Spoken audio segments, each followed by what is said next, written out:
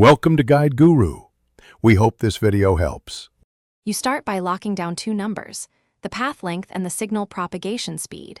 Measure or read the distance in meters. If you only have kilometers, multiply by 1,000. Once done, pick the correct medium speed, roughly 2 times 10^8 meters per second for fiber, slightly less for copper or wireless.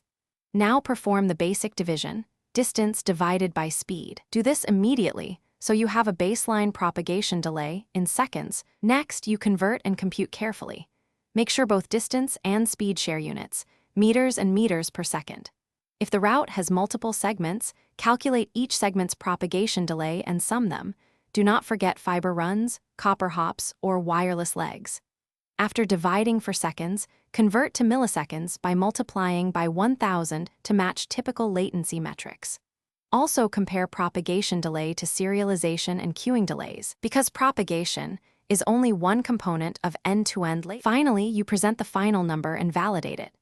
Express the propagation delay both in seconds and in milliseconds so stakeholders can read it quickly.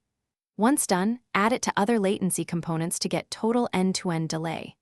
If the number looks wrong, troubleshoot. Check unit conversions first, then confirm the physical path length and whether the path follows fiber, copper, or wireless. Make sure you use the correct propagation speed. Wrong speed is the most common source of error. Thanks for watching. Consider subscribing if we helped you today.